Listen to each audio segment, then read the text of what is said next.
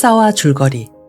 마차 위에서 예브게니에게 말을 걸어왔던 여인은 나스타샤 필리포브나였고 이곳에 온 지 얼마 되지 않았지만 많은 사람들이 그녀를 따르고 있었으며 별별 소문들이 따라다니고 있었다. 그날 밤 막대한 재산을 가진 예브게니에게 어음운운한 나스타샤의 말은 많은 이들의 의문이 되었다. 한편 기차에서 미시킨 공작을 만난 예판친 장군은 자기 집이 지옥이며 아글라야에게 곧 혼담을 넣을 예브게니에 대한 나스타샤의 행동 때문에 극도의 혼란에 빠져 있다고 말한다. 공작의 집을 방문한 리자베타 프로코피예브나는 그와 화해하고 몇몇 사실들을 확인한 뒤 공작에 대한 신뢰를 보낸다.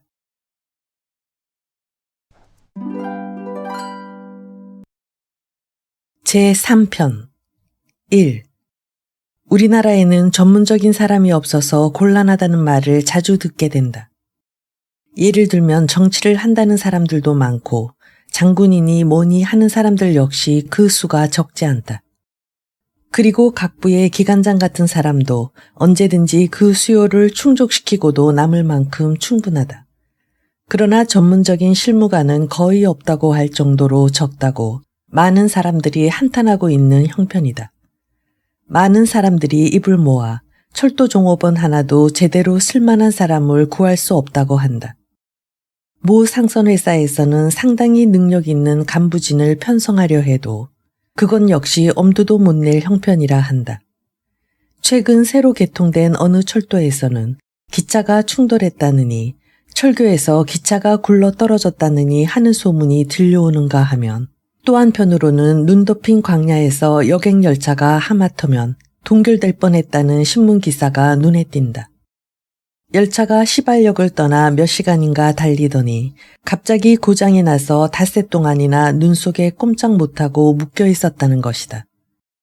또 어떤 곳에는 수만 간에 달하는 화물이 2, 3개월씩이나 한 군데 쌓여 있어 오늘 내일 하고 발송을 기다리다가 썩기 시작했다는가 하면 또 다른 곳에서는 사실 이 얘기는 굳이 듣기가 어렵지만 어느 상점의 점원이 한 행정관에게 정확하게 말해서 어느 감독관에게 귀찮을 정도로 화물의 발송을 부탁하자 그 감독관은 화물의 발송은커녕 점원에게 따기 처분을 행사했다는 소문도 있다. 더욱이 그 감독관은 자기 자신의 그런 행정적 행위를 약간 흥분한 탓이라는 말 한마디로 일축해버렸다고 한다. 현재 우리나라의 관청 수는 어마어마하게 많다. 엄청난 수의 관리들이 그곳에서 근무했고 현재도 근무하고 있으며 또 근무하기를 원하고 있다. 그런데 이만한 인재를 가지고 있으면서도 능률적인 상선회사 하나 정도도 조직할 수 없다는 건 이해하기 힘든 일이 아닌가. 이 의문에 대해서는 거의 믿을 수 없을 정도로 아주 간단하게 대답하는 사람들이 있다. 그들의 말을 빌리면 사실 우리나라에는 많은 사람들이 각 요소에서 사물을 보아왔고 또 사물을 보고 있다. 그리고 이 상태는 거의 200년 이상이나 고조부 때부터 고손자에 이르기까지 가장 능률적이라고 하는 방식에 따라 계속되고 있다. 그러나 이러한 사무가들이란 아주 비현실적인 사람들이어서 그 결과 최근에 이르러서는 실제적인 지식의 추상적인 경향과 그 결여가 그들 사무가 자신들에 의해서 가장 훌륭한 장점이나 되는 것처럼 여겨지게 되었다는 것이다. 그러나 필자는 공연히 사무가의 얘기를 꺼낸 것 같다. 실은 실제적인 인물에 대해 몇 마디 이야기하고 싶었을 따름인데 사실 오늘날까지 우리나라에서는 창의성이 없고 소심한 인물들을 중요하고도 훌륭한 사람처럼 여겨왔고 지금도 역시 그렇게 여기고 있음은 의심할 여지도 없는 것이다. 그렇다고 해서 꼭 우리 러시아만을 비난할 이유는 조금도 없다. 창의성의 결여라는 것은 세계 어느 나라를 막론하고 옛부터 오늘날에 이르기까지 언제나 전형적인 사무적 인물, 실제적 인물의 첫째가는 자격 내지는 최고의 장점으로 간주되어 왔다. 적어도 90%까지의 사람들은 항상 이러한 사고 밑에서 행동하고 있는 것이다. 다만 나머지 1%만이 언제나 이와는 다른 견해를 품어왔고 또 품고 있을 뿐이다. 발명가니 천재니 하는 사람들은 처음 얼마 동안 사회에서 바보로 취급되지 않은 사람이 거의 없는 것이 통례로 되어 왔다. 이것은 이미 누구에게나 잘 알려져 있는 평범한 사실이다. 예를 들면 지난 수십 년 동안 모든 사람이 자기의 돈을 은행에 맡겨놓고 4분의 이자를 위해 수십억이나 되는 큰 돈을 적립하고 있었다. 그런데 은행이라는 것이 없었다면 제각기 독자적인 사업을 시작해서 그 수십억이나 되는 돈은 증권시장을 과열시켰거나 아니면 사기꾼의 손에 걸려 탕진되고 말았을 것이다. 그러나 여기서도 예의와 도의는 필수적인 것으로 요구되었다. 이처럼 도의에 어긋나지 않는 소심증과 예의에 어긋나지 않는 창의성의 결여가 착실한 사무적 인물의 필수적 조건이라는 것이 사회적 일반적 의견이라 한다면 지나치게 특이한 인간이 된다는 것은 비단 질서를 파괴한다는 결과가 될 뿐 아니라 심지어는 비도덕적인 것으로 간주될 것이다. 예를 든다면 자기 자식을 진정으로 사랑하는 어머니라면 자기 자식들이 비정상적으로 탈선하는 것을 보았을 때 놀람과 두려움으로 알아눕지 않는 사람은 거의 없을 것이다. 그리고 창의성이니 뭐니 하는 그런 것은 없어도 좋으니 제발 유복하게 살아주었으면 하고 세상의 모든 어머니들은 자기의 아이를 안고 천편일률적으로 이렇게들 말할 것이다. 거기에다 우리나라의 유모들도 아기를 잠재우면서 이와 같은 노래만 되풀이하고 있을 뿐이다. 금갑옷 입은 장군이 되어라. 그러고 보면 우리나라 사람들은 유모들까지도 장군이라는 지위가 러시아인에게는 최대의 행복한 자리인 것처럼 생각하고 있음에 틀림없다. 따라서 기복 없는 평온한 행복이란 것이 가장 보편화된 국민적 이상이라는 결론이 나온다. 사실 보통의 성적으로 시험에 합격하여 35년쯤 근속하게 되면 만년에 들어서는 누구나 각하가 되어 상당한 연금을 은행에 예금해 놓을 수 있게 되는 것이다. 이런 식으로 해서 러시아인은 거의 아무런 노력도 기울이지 않고도 결국에 가서는 사무적이고 실제적 인물이라는 평판을 받게 되는 것이다. 사실 말이지 러시아에서 각하가 되지 못하는 사람은 창의성이 있는 인간, 다시 말해서 기발한 인간뿐이다. 이렇게 말한다면 지나칠지 모르지만 이것이 일반적인 사실이다. 뿐만 아니라 사회가 그런 식으로 실제적 인물의 이상을 정의한 것은 지극히 당연한 일이기도 하다. 그건 그렇고 쓸데없는 이야기가 너무 길어진 것 같다. 그것도 사실은 우리들에게 이미 낯익은 예판진 장군댁 가정에 관해 몇 마디 설명을 덧붙이고 싶었기 때문이다. 이 집 사람들이란, 아니 정확히 말해서 이 집에서 가장 분별 있는 사람들이란 이 가정에서 공통적인 하나의 분위기 때문에 끊임없이 괴로워하고 있다. 그 성질이란 앞에서 말한 덕성들과는 정반대의 것이었다. 사실은 정확하게 판단하지도 못하면서 그들은 자기네 집에서 일어나는 모든 일들이 남의 가정의 경우처럼 순조롭지 못한 것으로 생각하는 것이었다. 다른 집에서는 만사가 척저 원만하게 잘 되어 가는데 자기 집에서만은 어쩐지 잘 안 되어 가는 것만 같다.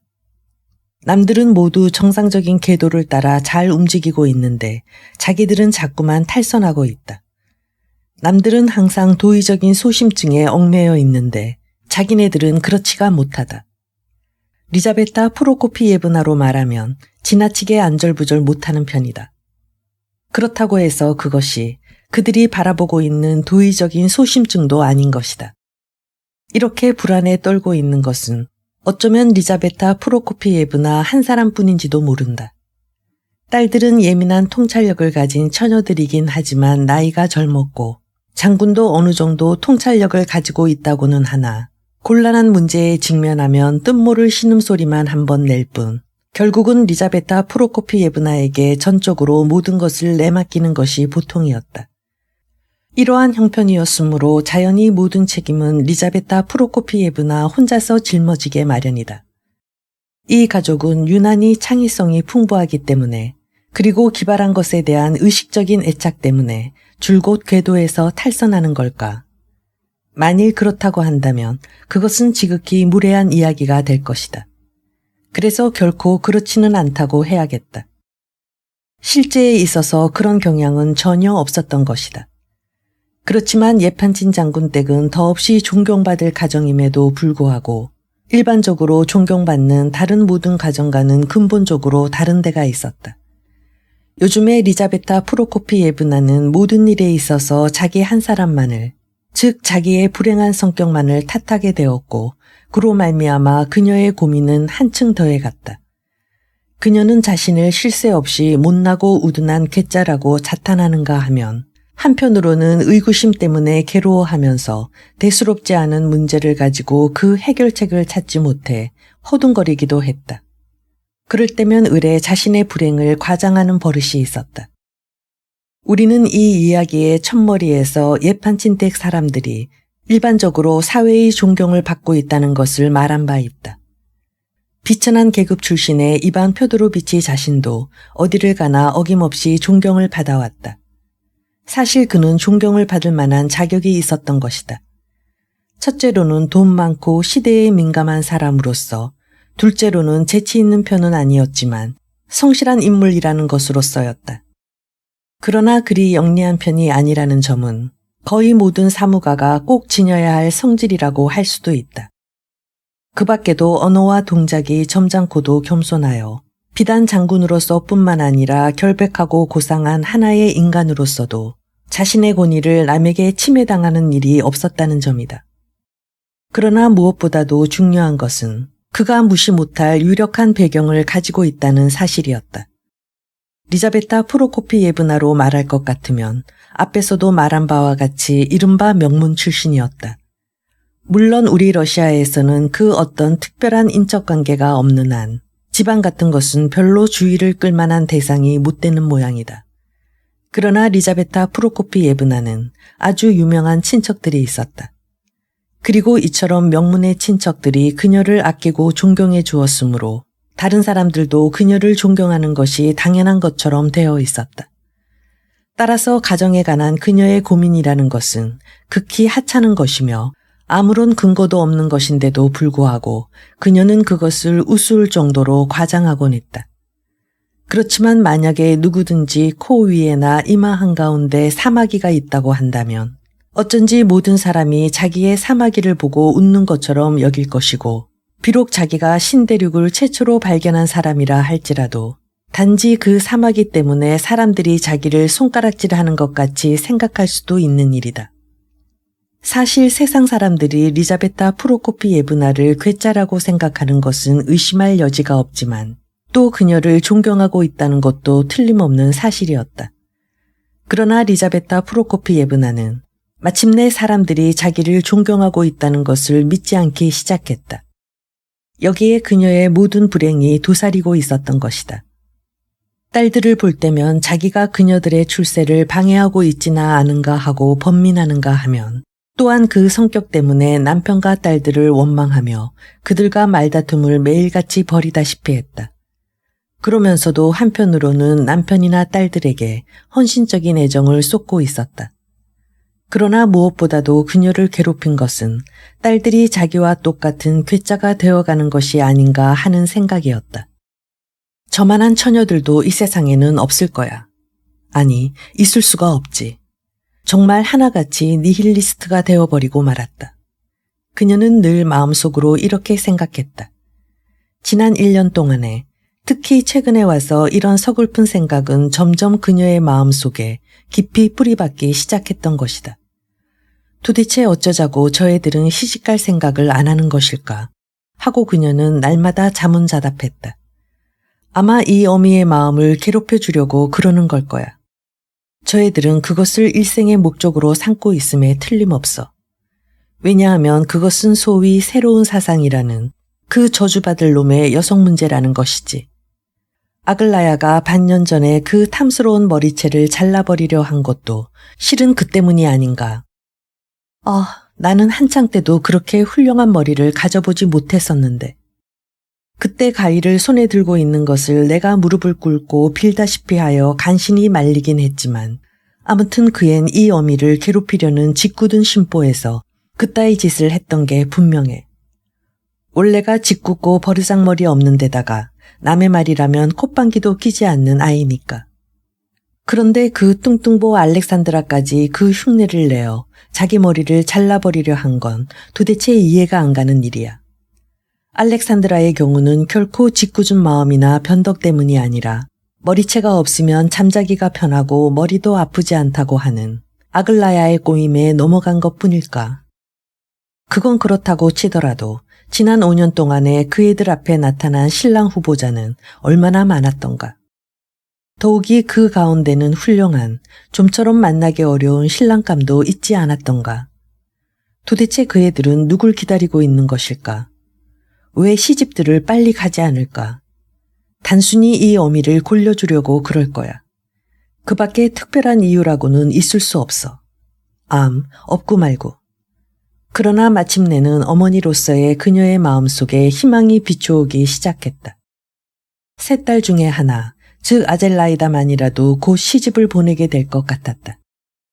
하나만 치워도 어깨가 한결 가벼워지겠군. 리자베타 프로코피예브나는 어떤 기회에 자기 심정을 이렇게 표현하기도 했다. 물론 마음속으로야 훨씬 상냥한 말씨를 썼겠지만 더욱이 만사가 훌륭하고도 원만하게 진행되어 갔기 때문에 사교계에서도 여기에 대해서는 경의를 표하기까지 했다. 신랑은 명망 있는 공작으로 사람됨이 훌륭하고 재산도 많을 뿐더러 아젤라이다와는 모든 면에서 잘 어울렸다. 그 이상 더 무엇을 바라겠는가. 그러나 리자베타 프로코피예브나는 처음부터 아젤라이다에 대해서는 다른 딸들에 대해서처럼 걱정하지 않고 있었다. 아젤라이다의 예술적 편협성은 사사건건 의심이 많은 부인의 마음을 이따금 괴롭힐 때도 있었지만 그 대신 성격이 쾌활하고 누구 못지않게 분별이 있는 처녀이므로 절대로 타락할 염려는 없다고 부인은 안심하고 있었다. 그녀가 제일 염려한 것은 아글라야였다. 이왕 말이 나왔으니 말이지만 맏딸 알렉산드라에 대해서는 걱정을 해야 할지 말아야 할지 도저히 갈피를 잡을 수가 없었다. 어떻게 보면 이미 희망이 없는 딸자식인 것 같이 생각되기도 했다. 벌써 나이가 25이나 되었으니 앞으로 노처녀 신세를 면키 어려울 것이다. 그만한 미모를 가지고 있으면서도 하고 생각하면서 리자베타 프로코피예브나는 딸 때문에 밤이면 눈물을 흘리기까지 했다. 그러나 그러한 밤에도 본인인 알렉산드라 이바노브나는 무사태평하게 잠만 자고 있을 뿐이었다. 대체 그 애는 어떻게 되어 먹은 아일까? 니힐리스트일까? 아니면 단순한 바보일까? 하지만 털끝만큼도 바보라고는 생각되지 않았다. 부인은 알렉산드라의 의견을 매우 존중하여 언제나 그녀와 의논하기를 즐겼다. 그러나 줏대 없는 아이라는 사실만은 의심할 여지가 없는 것 같았다. 그런데 어쩌면 저렇게 태어날 수가 있을까? 줏대가 없는 사람이라면 저렇게까지 태어날 수가 없을 텐데.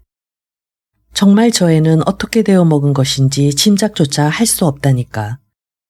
리자베타 프로코피예브나는 알렉산드라에 대해 귀염둥이 아글라야에 대한 것 이상으로 그 어떤 연민의 정을 품고 있었다.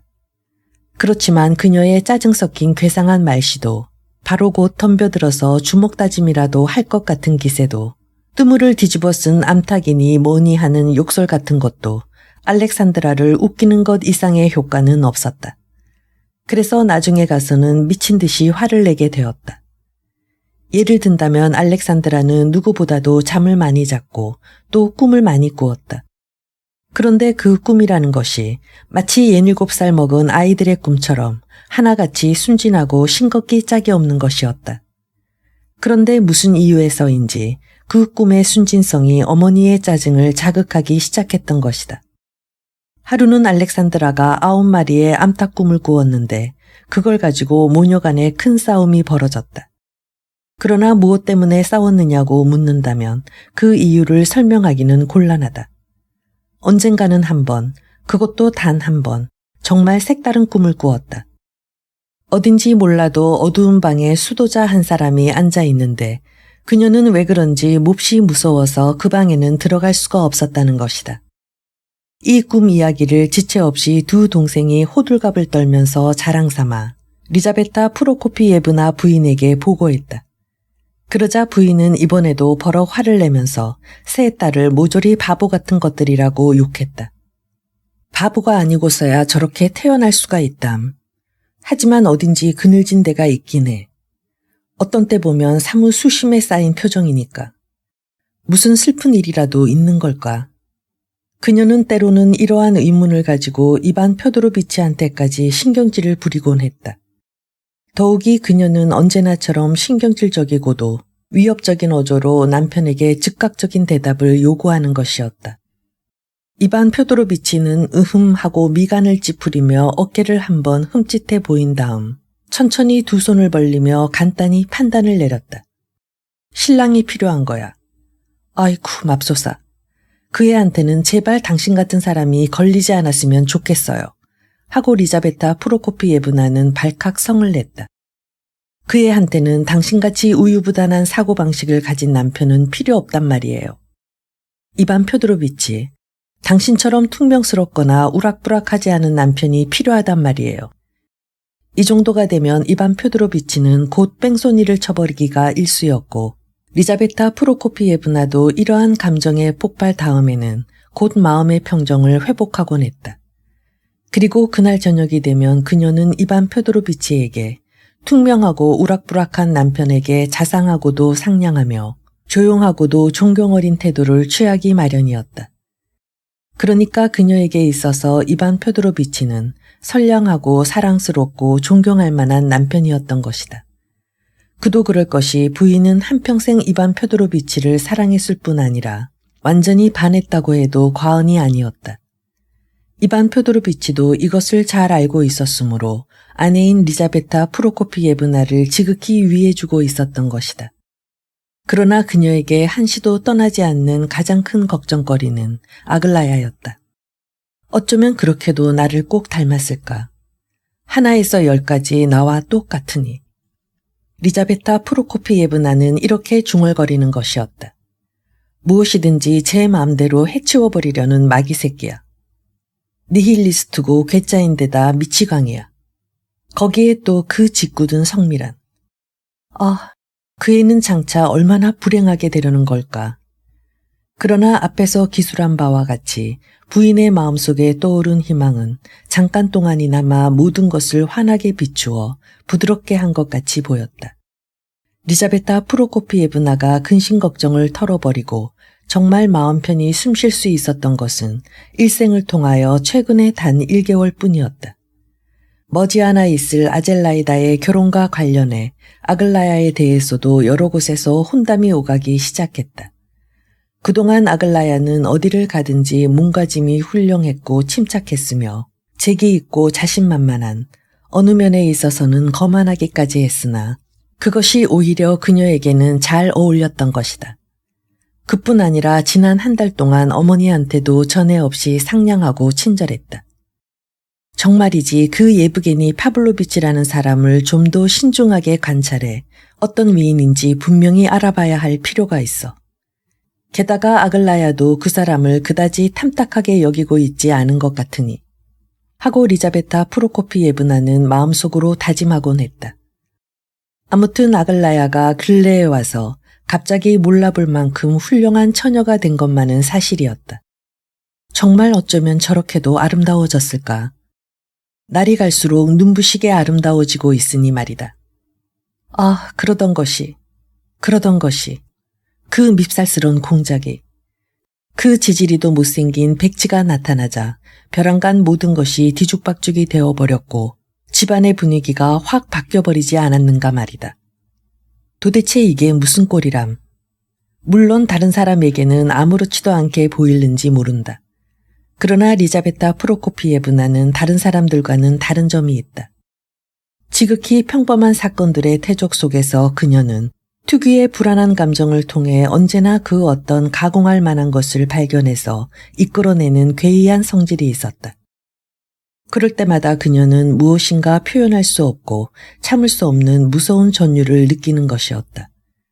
이러한 형편이었으므로 지금 특별한 이유도 없는 어처구니 없을 정도로 사소한 사건에 얽혀 중대성을 띈 듯 싶은, 아니 어쩌면 절망과 불안과 의욕을 불러일으킬 듯 싶은 것이 언뜻 보이기 시작했을 때 부인의 심정이 어떠하였겠는가는 가히 상상하고도 남음이 있으리라. 게다가 나한테까지 그런 익명의 편지를 보내서 그년의 얘기를, 아글라야가 그년과 연락을 취하고 있다는 말을 써보내다니. 어디라고 감히 이따위 짓을 하느냔 말이다. 리자베타 프로코피예브나는 공작을 자기 집으로 데리고 오는 동안 몇 번이나 마음속으로 생각해 보았다. 집에 돌아와서 온 가족이 삥 둘러앉은 둥근 테이블에 공작을 앉히면서도 여전히 같은 생각만 하고 있었다. 어떻게 그따위 짓을 하려고 했을까? 얼마나 얼굴이 뜨거운 일인가? 내가 그 말을 털끝만큼이라도 믿었다면, 그래서 아글라야에게 그 편지를 보여주었더라면 나는 차라리 죽어버리는 편이 나을 뻔했어. 그것은 우리의 판친 집안을 모욕하려는 속셈임에 틀림없어. 그러고 보면 이것도 모두가 당신 때문에 생긴 일이란 말이에요. 이반 표도로비치 당신 때문이에요. 엘라긴으로 피서를 갔던들 이런 일은 없었을 텐데. 그러기에 내가 엘라긴이 좋다고 하지 않았느냔 말이야. 어쩌면 이 편지는 바르바라가 보냈는지도 몰라. 그렇지 않으면 아무튼 모든 잘못은 이반 표도로비치한테 있어. 장군을 골탕 먹이려고 과거를 들춰내가지고 꾸며낸 연극임에 틀림없어. 언젠가 장군이 그녀에게 진주를 선물로 가지고 갔을 때 장군을 천생 바보로 취급하며 마치 코를 잡아 비틀듯이 하면서 허리를 잡고 웃어댔다더니 이번에도 그때처럼 장군을 희롱하려는 속셈이었음이 틀림없어. 결국은 우리가 그년의 연극에 말려 들어가고 만 거야. 당신의 딸들도 역시 말려 들어갔단 말이에요. 이반 표도로비치. 어엿한 상류사회의 처녀들이, 곧 결혼을 해야 할 젊은 아가씨들이 이런 수치스러운 곳에서 이런 불결한 수작들을 죄다 들어버렸단 말이에요. 그래도 당신은 아무렇지도 않단 말이죠. 그렇지만 이 공작인가 뭔가 하는 사내도 결코 용서할 수는 없어요. 용서할 수 없고 말고요. 그런데 아글라야는 또 무엇 때문에 사흘 동안이나 히스테리라도 일으킨 듯이 언니들과 싸우려고만 들지. 언제는 손에다 키스까지 하며 어머니 못지않게 따르던 큰언니 알렉산드라에게까지도 마구 대든다는 건 아무래도 이상하지 않은가. 그리고 또 무엇 때문에 그 애는 사흘 동안 줄곧 알 수 없는 소리만 짓거리는 걸까? 가냐와 이 일과는 과연 어떠한 관계가 있는 걸까? 그 애가 어제와 오늘 가냐를 편들어 그를 굳고 칭찬한 나머지 나중에는 울음까지 터뜨리다니 이게 도대체 어찌된 셈일까? 그리고 아글라야는 공작한테서 받은 편지를 언니들한테 보이지도 않았는데 그 익명의 편지에 가난한 기사에 대한 것이 쓰여 있는 것은 도대체 어찌된 영문일까? 그리고 또 나는 무엇 때문에 공작한테 고양이처럼 달려가서 일부러 여기까지 이렇게 끌고 왔단 말인가? 정말로 머리가 돌지 않고서야 어떻게 내가 그따위 짓을 할 수 있었단 말인가? 젊은 녀석을 붙잡고 자기 딸의 비밀을 털어놓다니. 더욱이 그것도 상대방 자신에게 직접 관계되는 비밀이 아닌가. 하기는 이 사내가 백치이고 우리 집안의 친구여서 다행이긴 하지만 아글라야는 이 백치 같은 사내가 정말 마음에 들었단 말인가. 아니, 내가 미쳤지. 이런 불길한 생각을 다 하고. 어쩌면 우리는 이렇게 제각각일까. 우리는 모두, 특히 나 같은 건 우리 속에 가둬놓고 세상 사람들에게 구경을 시키면 좋을 거야. 1인당 10코페이카씩 입장료를 받고. 그리고 어쨌든 절대로 당신을 용서할 수는 없어요. 이반 표도로비치. 그건 그렇고 어째서 지금은 저 애가 공작을 골려주려 하지 않을까. 단단히 혼을 내주겠다고 벼르고 있었던 게 언젠데. 저런, 저것 좀 봐. 공작을 빤히 쳐다보면서도 말 한마디 못하고 있으니. 꼼짝 않고 서 있는 걸 보니 나갈 생각도 않고 있어. 제 손으로 오지 말라고 편지를 써보낸 걸 잊었단 말이지. 저 사람은 얼굴이 새파랗게 질려서 앉아있구먼. 그런데 저 밉살스러운 수다쟁이 예브게니 파블로비치가 혼자서 짓거리고 있구나. 잘도 짓거린다. 다른 사람은 입도 열지 못하게 혼자서만 짓거려대는군. 그렇지만 어떻게 해서든지 대화를 교묘하게 이끌어 모든 진상을 캐내야 할 텐데. 공작은 거의 새파랗게 질린 채 둥근 테이블 앞에 앉아 있었다. 그는 극도의 공포에 떨고 있었으나 이따금 까닭 모를 감격에 휩싸이곤 하는 것이었다. 그로서는 자기를 뚫어지게 보고 있는 낯익은 까만 두 눈동자로부터 시선을 돌리기가 얼마나 두려웠는지 모른다. 그러나 한편으로는 아글라야한테서 그러한 편지를 받고 난 다음에 또다시 이러한 사람들 사이에 끼어 앉아서 낯익은 그녀의 음성을 들을 수 있게 되었다고 생각하니 행복감에 젖어 심장이 마비될 것만 같았다.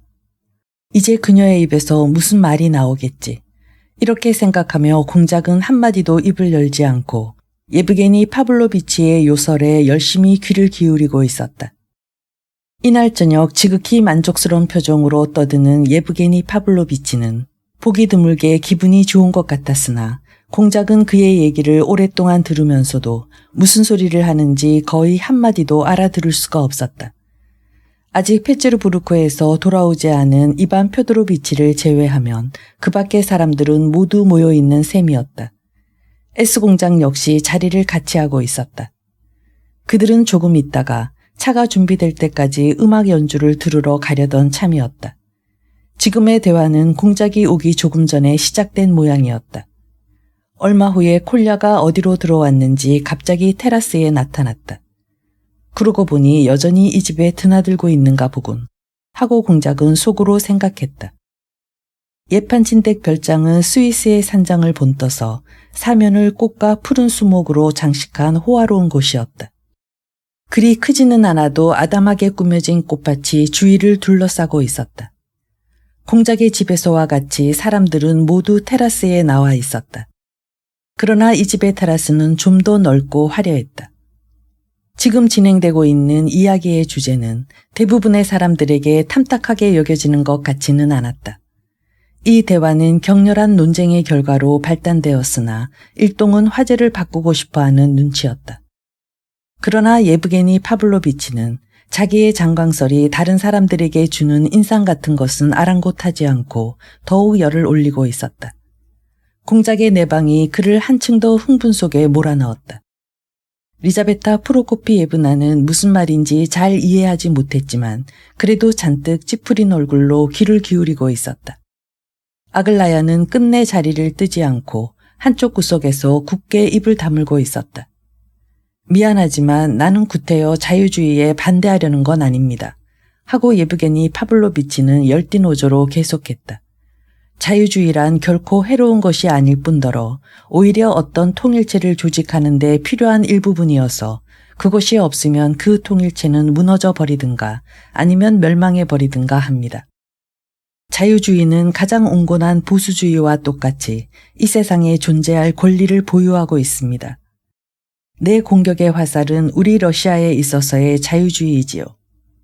다시 말해서 러시아의 자유주의는 러시아적 자유주의자가 아니라 비러시아적 자유주의자라는 점을 나는 비관한단 말입니다. 만일 순수한 러시아적 자유주의자가 있다면 나에게 보여주십시오. 나는 당장에 여러분이 보는 앞에서 그 사람에게 키스를 하겠습니다.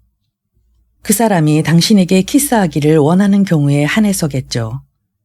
이날따라 유난히 흥분한 알렉산드라 이바노브나가 이렇게 말을 받았다. 그녀의 두 볼은 여느 때보다 한결 빨갛게 상기되어 있었다. 아니, 저 애는 하고 리자베타 프로코피예브나가 마음속으로 생각했다.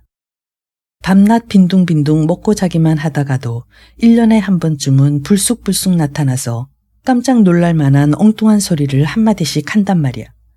공작은 재빨리 눈치챘다.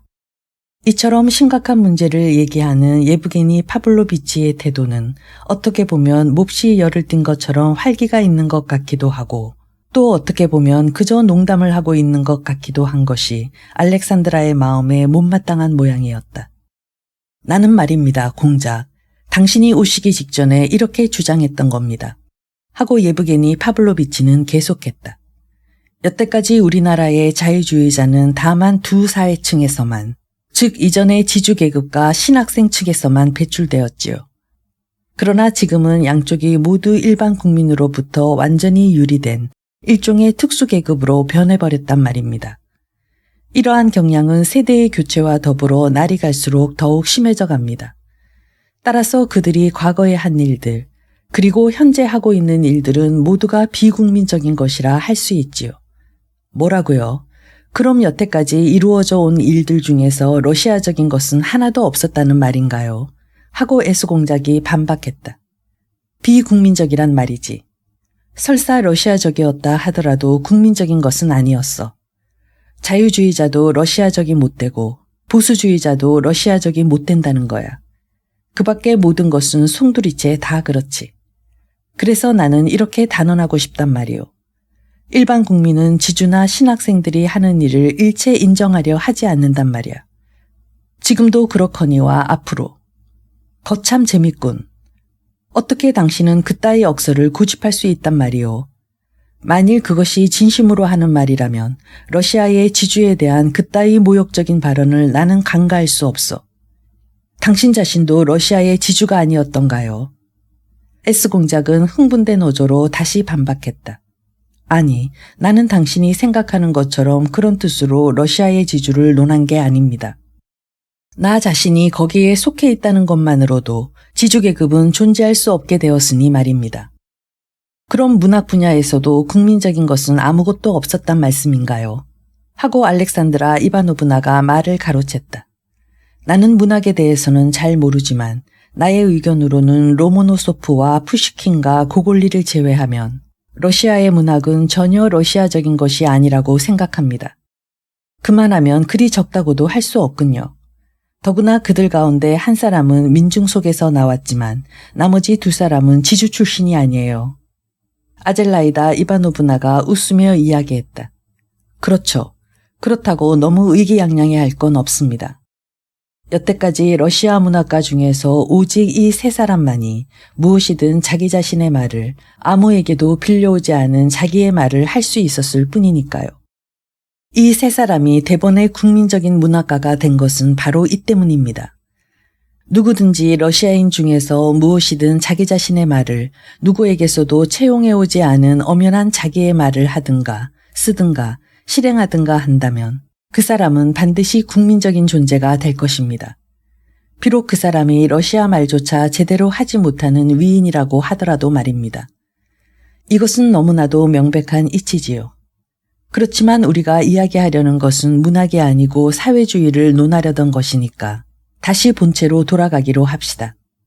내가 알아본 바로는 우리 러시아에는 단 한 사람의 사회주의자도 없다는 사실입니다. 과거에도 없었고 현재에도 없습니다. 그 이유는 러시아 내의 사회주의라는 사람은 모두가 한결같이 지주 내지는 신학생 출신이기 때문입니다. 우리나라에 이름 있는 사회주의자는 국내에 있는 사람이건 외국에 있는 사람이건 모두가 농노제 시대의 지주 출신인 자유주의자에 지나지 않습니다. 당신들은 웃고 있군요. 내게 그들이 쓴 책을 주십시오. 그 사람들의 학설이나 수기가 있다면 제시해 보십시오. 나는 문예 비평가는 아닙니다만 가장 권위 있는 문학적 비평문을 써보이겠습니다. 그리고 그들의 저서, 팜플렛, 보고문 등의 한 페이지 한 페이지가 이전에 러시아의 지주에 의해 쓰여졌다는 것을 일목요연하게 증명해 드리겠습니다. 그들의 분노, 그들의 불평과 풍자는 모두가 다 지주적입니다. 그것도 파무소프 이전의 지주란 말입니다. 그들의 환희, 그들의 눈물은 어쩌면 성실한 것인지도 모르겠습니다만 역시 지주적인 것만은 사실입니다.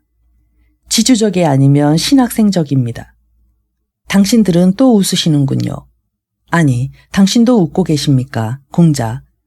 역시 내 말에 찬성할 수 없다는 뜻이군요. 사실 일동은 웃고 있었다. 공작도 핏이 웃었던 것이다. 나는 아직 찬반을 단적으로 말할 수는 없습니다만 공작은 곧 웃음을 거두고 장난을 하다가 들킨 소년처럼 얼굴을 붉히며 이렇게 말했다. 그러나 당신의 주장을 듣고 커다란 만족을 느끼고 있는 것만은 사실입니다. 이렇게 말하면서도 그는 거의 숨이 막힐 지경이었다. 이마에는 땀방울까지 맺혀 있었다. 지금 이 말이 그가 여기 와서 입 밖에 낸 첫 마디였다. 그는 좌중을 둘러보려 했으나 웬일인지 그럴 용기가 나지 않았다. 예브게니 파블로비치는 재빨리 공작의 표정을 눈치채고 싱긋 웃었다. 여러분, 나는 여러분에게 한 가지 사실을 말하고자 합니다. 그는 전과 같은 어조로 진담인지 농담인지 분간하기 어려운 어조로 계속했다. 그 사실, 그 관찰과 그 발견의 영광은 적어도 나 한 사람만이 영위할 수 있는 것이라 생각합니다. 왜냐하면 여기에 대해선 아직 누구도 말한 바 없으며 또 아무데도 쓰여 있지 않으니까요.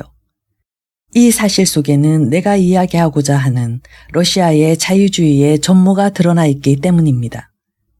첫째로 자유주의를 현존하는 생활 질서에 대한 공격으로 보지 않는다면 일반적으로 말해서 자유주의란 대체 무엇일까요? 내가 말하고자 하는 사실이란 바로 이것입니다. 즉 러시아의 자유주의는 현존하는 생활 질서에 대한 공격이라기보다는 우리나라의 생활 질서의 본질에 대한 공격입니다. 단순한 생활 질서, 러시아의 생활 질서에 대한 공격이 아니라 러시아 그 자체에 대한 공격입니다. 우리나라의 자유주의자는 러시아를 부정하기에, 즉 자기 어머니를 저주하고 채찍질하기에 이른 것입니다.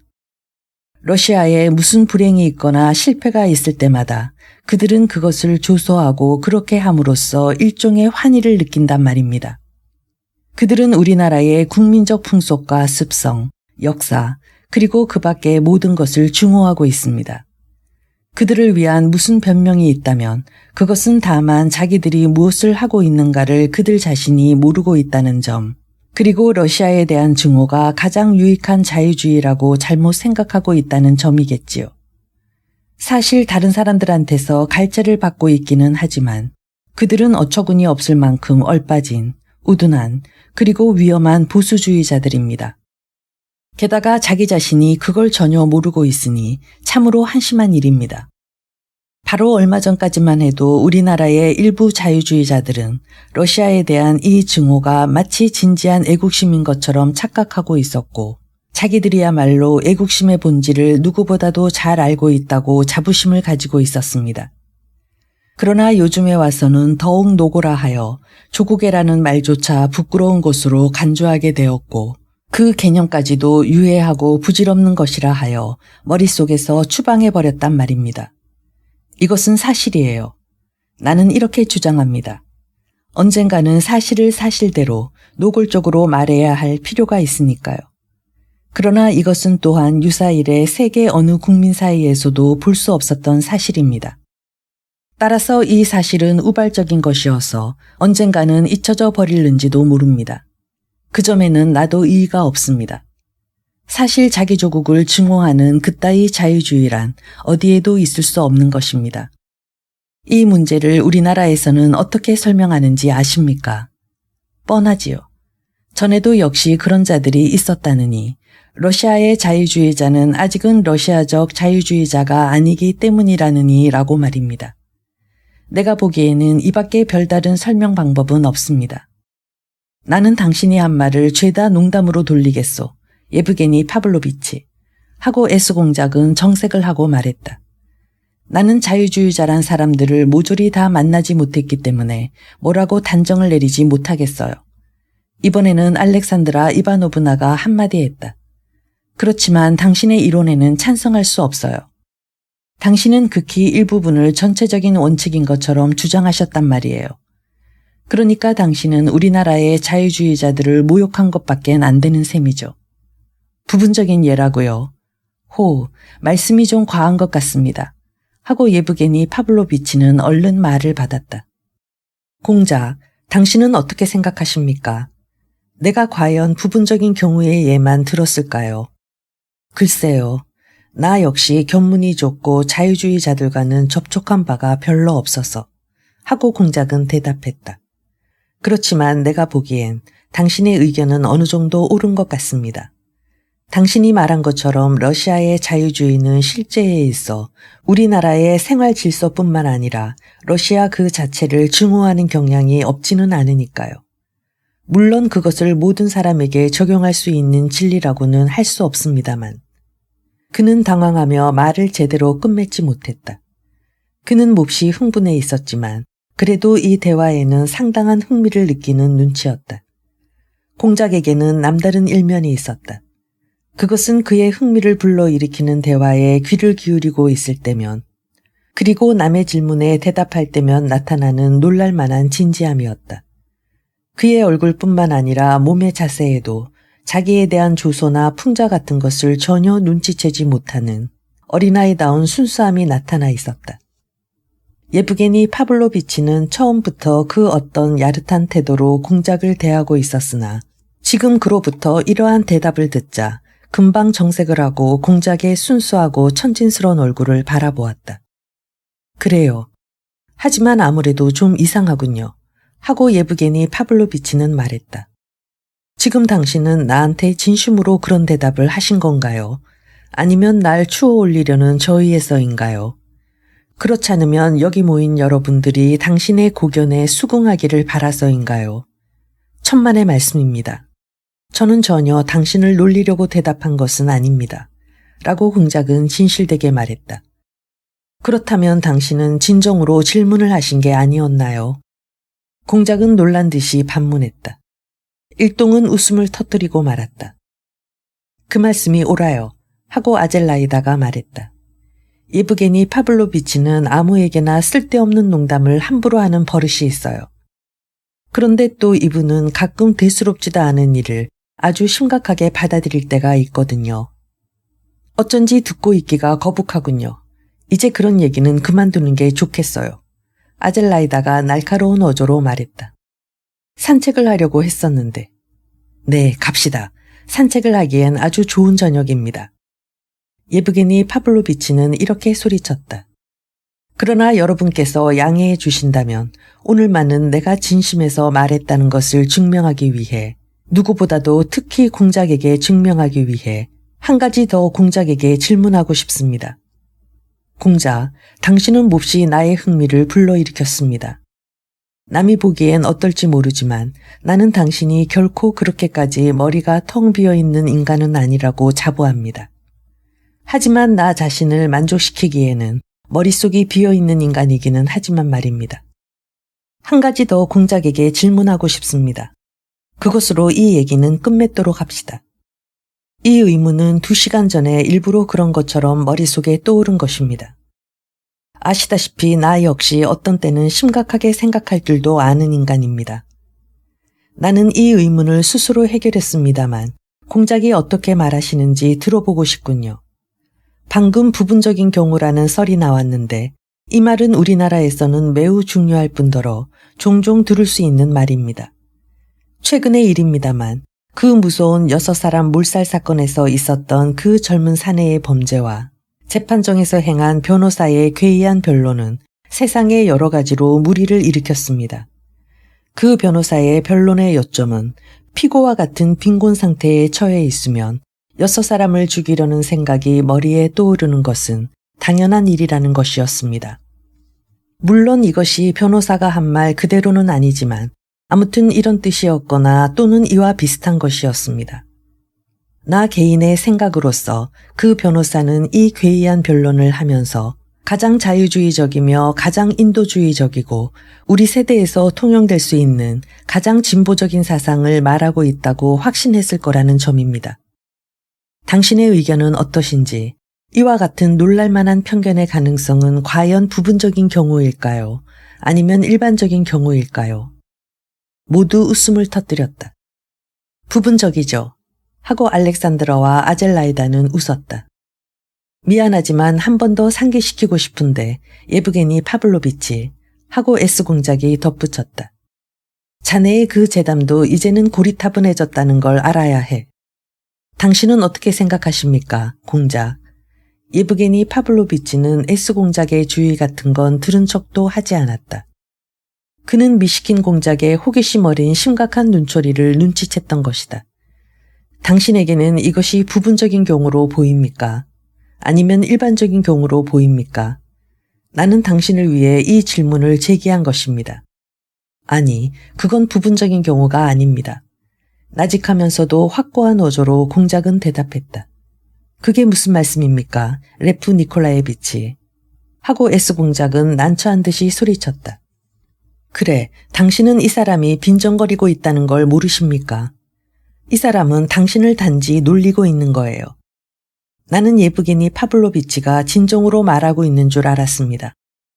공작은 얼굴을 붉히며 눈을 지그시 감았다. 기억하세요, 공작. S 공작은 계속했다. 석 달쯤 전에 나와 둘이서 얘기하던 일을 회상하십시오. 그때 우리들은 연륜이 얕은 우리나라 법조계에서 훌륭하고도 재능 있는 변호사를 많이 발견할 수 있으며 배심원들의 판결에도 주목할 만한 것이 얼마든지 있다고 서로 이야기하지 않았습니까? 그때 당신은 매우 기뻐하셨지요. 나 역시 당신이 기뻐하시는 걸 보고 기뻐했습니다. 우리들은 그것을 러시아의 자랑거리라고 말했지요. 그러니까 그 불합리한 변론은, 그 괴이한 변론은 천에 하나 있을까 말까한 우연이라고밖에 볼 수 없는 것입니다. 미시킨 공작은 잠깐 동안 생각에 잠겨 있었으나 비로소 신념에 넘치는, 그러나 수줍은 듯한 낮은 소리로 대답했다.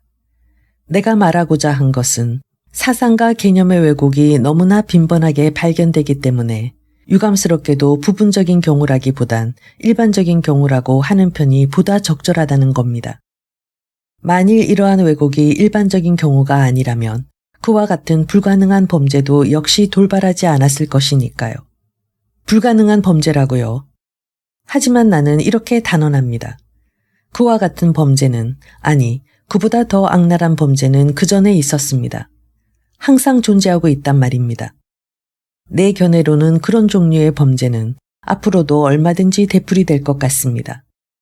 다만 다른 점은 우리나라에서는 지금까지 별로 공개적으로 화제에 올리지 않았었는데 요즘 와서 많은 사람들이 떠들어댈 뿐 아니라 글을 써서 발표하게 되었다는 사실입니다. 이런 현상 때문에 그러한 범인들이 요즘에서야 비로소 나타난 것 같이 생각되는 것이지요. 공자, 바로 여기에 당신의 오해가, 내가 생각하기로는 지극히 순진한 오해가 존재하는 것입니다. 이렇게 말하고 S공작은 조소적인 미소를 띄었다. 나 자신도 그처럼 무서운 범죄가 전에도 굉장히 많이 발생했었다는 것을 잘 알고 있습니다. 얼마 전에 나는 감옥에 가서 몇 사람의 포악한 기결수와 미결수를 만나보았는데 그 중에는 지금 화제에 오른 그 범인보다 더 무서운 6명이 아니라 10명을 살해하고도 전혀 후회의 빛이 없는 매우 악독한 범인도 있었습니다. 그러나 그들은 그렇게 악독한 살인범임에도 불구하고 자기가 범인이란 것만은 알고 있다는 사실을 나는 알았습니다. 비록 뉘우치는 마음이 없다고 하더라도 양심으로는 역시 나쁜 짓을 했다고 생각하고 있었다는 말입니다. 더욱이 그들은 한 사람의 예외도 없이 모두가 다 그러했습니다. 그런데 지금 예브게니 파블로비치가 말씀하신 그 사람들은 자기가 범인이라고 단정하려고 하지 않을 뿐더러 그런 짓을 할 권리가 있다. 오히려 자기는 좋은 일을 했다는 식으로 생각하고 있단 말입니다. 바로 여기에 무서운 상이점이 존재한다고 나는 생각합니다. 그리고 주목해야 할 것은 그것이 모두 젊은 청년들이라는 점입니다. 그러니까 젊은 연령층이 사상의 왜곡에 가장 빠져들기 쉽다고 할 수 있겠지요. S공작은 이미 웃지도 않고 매우 당황한 표정으로 공작의 말에 귀를 기울이고 있었다. 아까부터 무엇인가 이야기하려고 벼르고 있던 알렉산드라 이바노브나는 갑자기 무슨 특이한 생각에 제지된 듯 아무 말도 하지 않았다. 예브게니 파블로비치 역시 공작의 말에 여지없이 압도되었는지 전혀 조소의 빛도 띄지 않고 놀란 눈으로 공작을 바라보고만 있었다. 왜 그렇게 저분의 말에 놀라시죠? 예브게니 파블로비치. 갑자기 리자베타 프로코피예브나가 끼어들었다. 저분이 당신보다 어리석은 줄로 아셨나요? 당신보다 논리적인 사람이 못 되는 줄로 생각했던가요? 아니, 그런 건 아닙니다. 하고 예브게니 파블로비치는 대답했다. 공자, 이렇게 물으면 신뢰가 될지 모르겠습니다만 그만한 식견을 가지신 분이 어째서 그 괴이한 사건, 전에 있었던 아마 부르도프스키라고 했지요. 그 사건 때는 어째서 그들의 사상 내지 신념의 왜곡을 알아채지 못했습니까? 그들의 운동은 아까 말한 것과 조금도 다를 바가 없지 않습니까? 저의 견해로는 그때 당시는 그 점을 전혀 알아채지 못하셨던 것 같았습니다. 이것 보세요. 하고 리자베타 프로코피예브나는 더욱 흥분해서 말했다. 우리들은 여기 앉아서 그를 칭찬하고 있었지만 공장님은 오늘 그들 중에 한 사람한테서 편지를 받았답니다.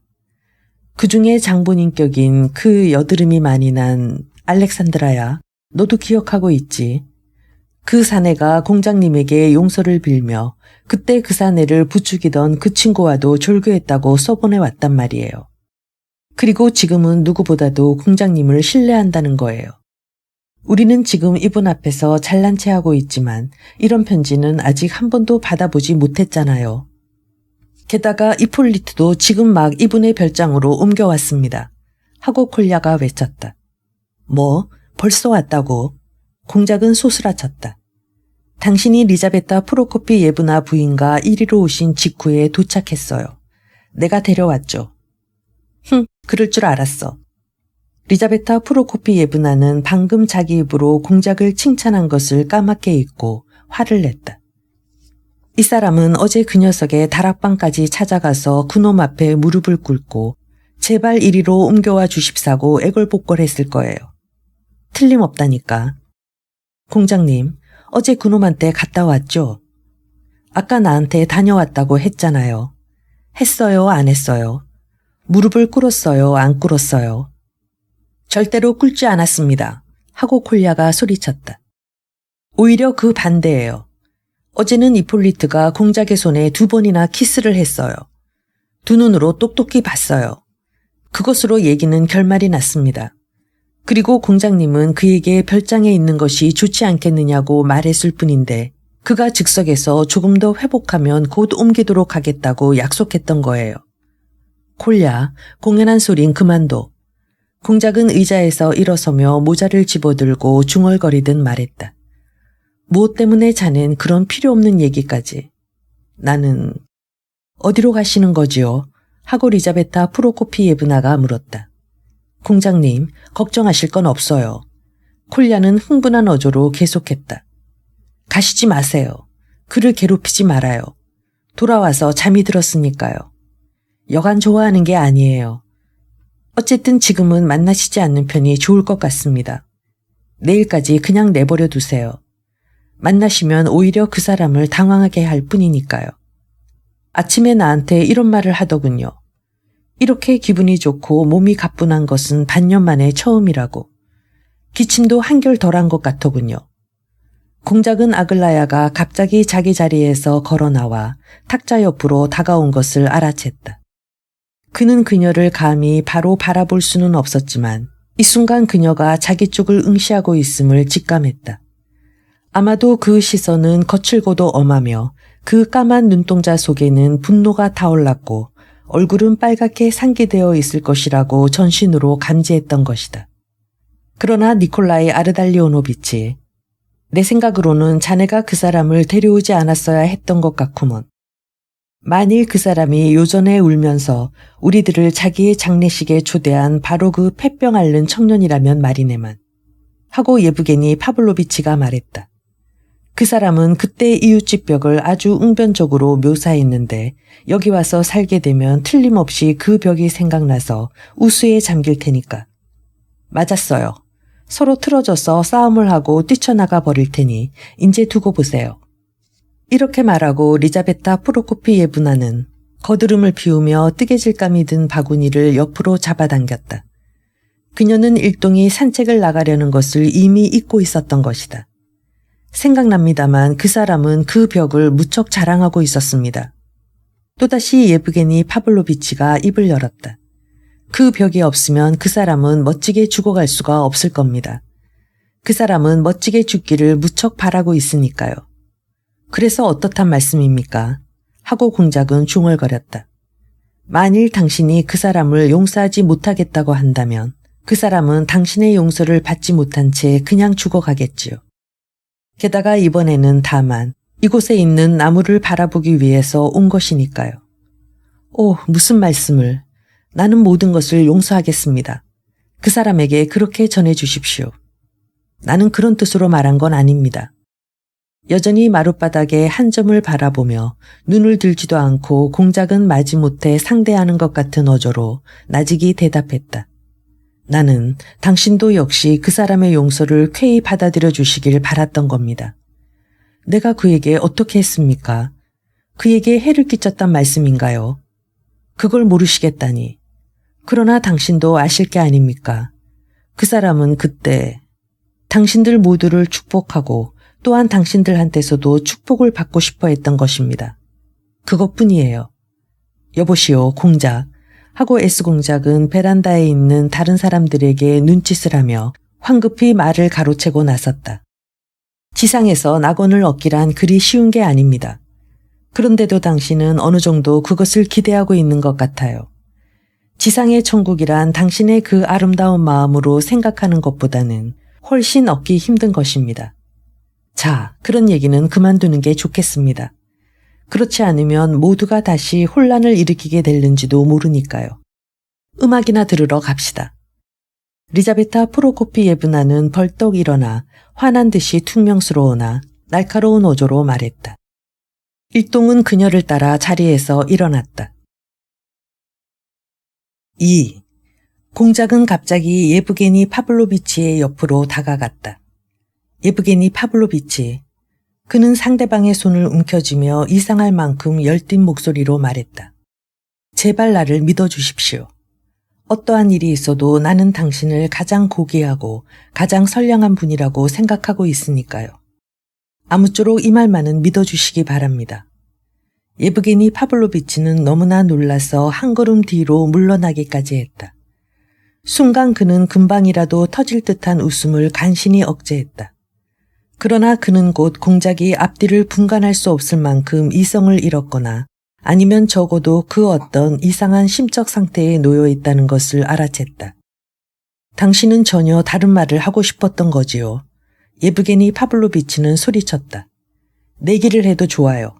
당신은 나한테가 아니라 다른 사람한테 말하고 싶었던 거지요.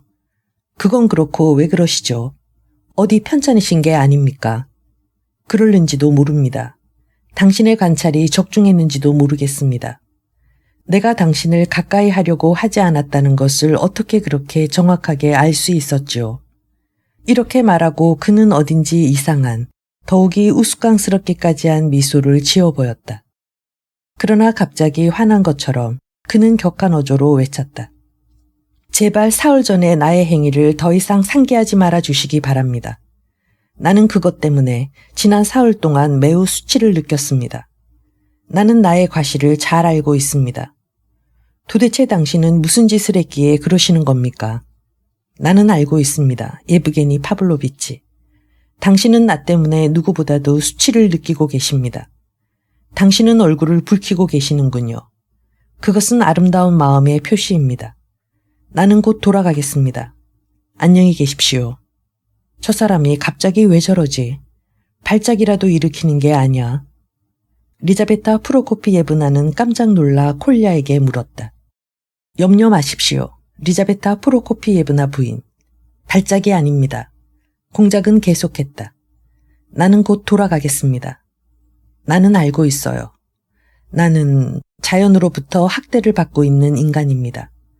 나는 24년 동안 태어나면서부터 24살이 될 때까지 줄곧 병자였습니다. 지금도 병자가 하는 말이라 생각하고 들어주십시오. 나는 곧 돌아가겠습니다. 지금 곧. 안심하십시오. 나는 얼굴을 붉히지 않겠습니다. 이런 일로 얼굴을 붉히다니요. 안 그렇습니까? 그러나 나는 이런 사회에는 무용지물입니다. 이건 자존심 때문에 그러는 게 아닙니다. 나는 지난 사흘 동안 여러 가지로 생각하고 또 생각한 끝에 당신들을 만나 적당한 기회를 얻어 성실하고 고결한 태도로 말씀드리기로 결심했던 것입니다. 왜 내가 그것을 말해서는 안 되는가 하면 아무리 고상한 사상이라도 내 입으로 말하면 그것이 모두 우스꽝스러운 것이 되어버리고 말기 때문입니다. S공작도 방금 나에게 이 점을 지적해 주셨습니다. 내게는 우아한 태도가 없습니다. 감정의 중용이라는 것도 없습니다. 내가 구사할 수 있는 말들은 사실을 말하기에는 모두가 부적당한 것들 뿐입니다. 이것은 그 사상에 대해서는 치욕입니다. 따라서 내게는 사상을 말할 권리가 없습니다. 게다가 나는 의심이 많은 인간입니다. 나는 여기에 계시는 여러분이 나를 모욕할 리가 없다. 오히려 나의 가치 이상으로 나를 사랑해 주신다는 것을 확신하고 있습니다만, 그러나 이건 알고 있습니다. 나는 매우 잘 알고 있습니다. 20년 동안이나 앓고 난 몸이니까 아무래도 때로는 남의 웃음을 사지 않을 수 없는 무엇이 아직도 내게 남아있음에 틀림없다고 말이지요. 그렇지 않습니까? 그는 마치 무슨 대답이나 결정을 기다리듯 주위를 둘러보았다. 이 뜻하지 않은 병적이며 까닭 모를 공작에 흥분해 일동은 무거운 의욕에 휩싸인 채 있었다. 그러나 이 말은 하나의 괴이한 에피소드의 원인이 되었던 것이다.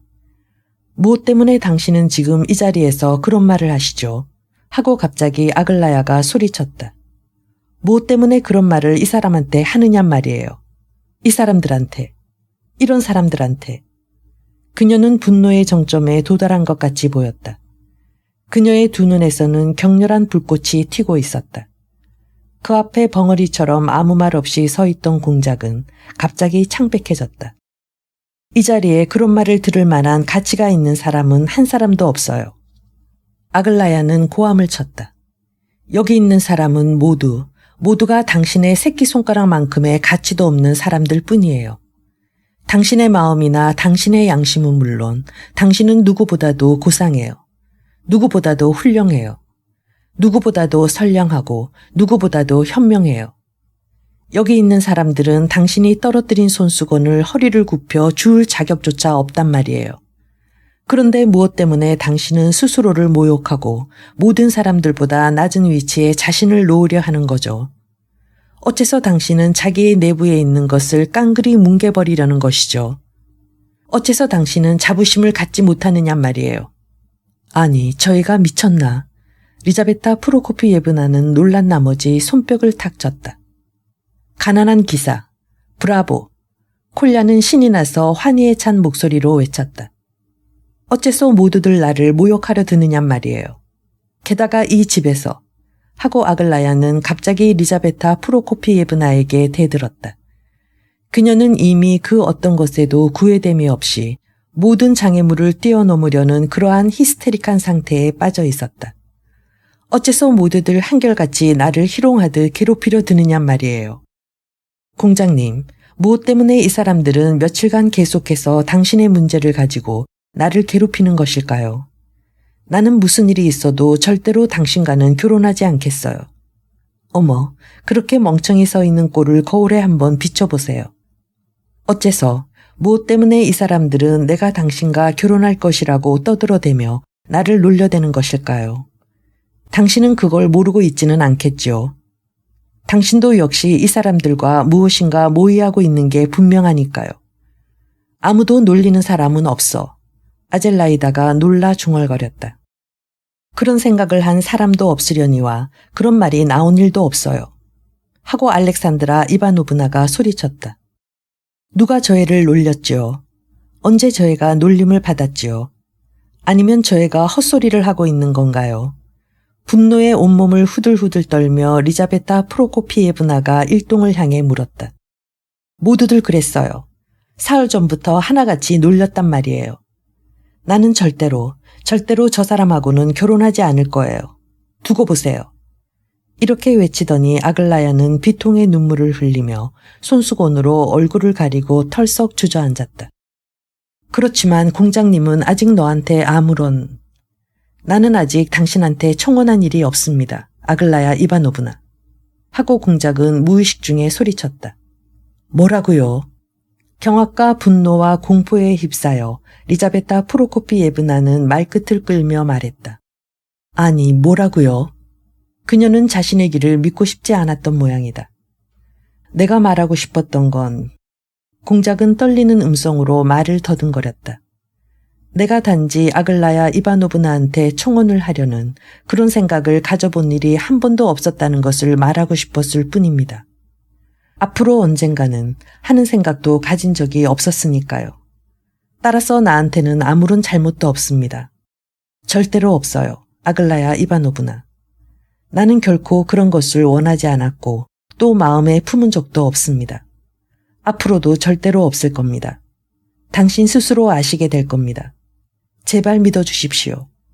이것은 누군지 나쁜 사람이 당신 앞에서 나를 비방한 게 분명합니다. 제발 안심하시기 바랍니다. 이렇게 말하며 그는 아글라야에게로 다가갔다. 그녀는 얼굴을 가리고 있던 손수건을 떼고 놀란 그의 얼굴을 힐끗 바라보았으나 잠시 그의 말을 되새기고 있더니 벼랑간 공작의 눈에다 대고 웃음을 터뜨렸다.